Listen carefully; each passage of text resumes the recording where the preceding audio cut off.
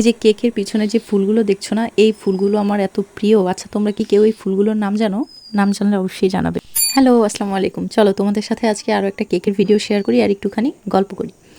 গল্প করবো কি বলো, এই যে কেকটা দেখছো, এই কেকটা হচ্ছে 4 পাউন্ডের একটা কেক।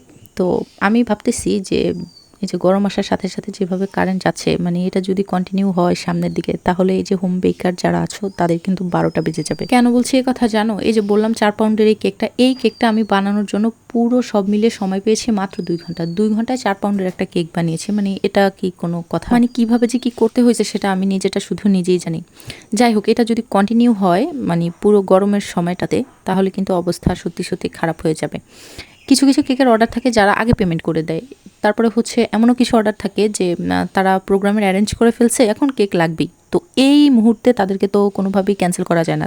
তারপরে হচ্ছে আবার এমন পরিচিত যে, যেহেতু অনেক বছর ধরে কেক বানাই, প্রায় 5-6 বছর পর্যন্ত, অনেক পুরনো ক্লায়েন্ট আছে যারা হচ্ছে আমার কাছ থেকেই কেক নেবে। অনেক সময় না করলে মনে কষ্ট পায়। মানে এই জিনিসগুলো সব বেকারদের সাথেই আশা করি যে হয়, তারা জানবে বা বুঝবে বিষয়টা।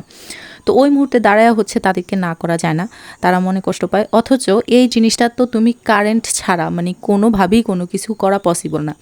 হ্যাঁ, তো দেখা যাচ্ছে যে ওভেনে দিলাম, ওই মুহূর্তে মানে কারেন্টটা চলে গেছে, মানে অর্ধেক হইছে তখন কারেন্টটা চলে গেছে। মানে কি যে বাজে একটা অবস্থা।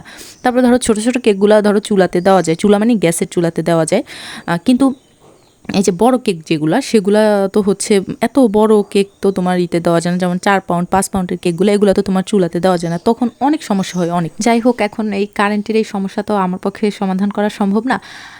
তোমরা হচ্ছে যারা নেক্সটে কেক অর্ডার করবা, তোমরা কিন্তু অবশ্যই হাতে সময় রেখে 2-3 দিন বা 2 দিন, অন্তত 1 দিন হাতে সময় রেখে কেক অর্ডার করবা। তাহলে আমরা আগে আগে একটু প্রস্তুতি নিয়ে রাখতে পারলে, তাহলে এই যে কারেন্টের যে সমস্যাটা, এটা এড়ানো যায়।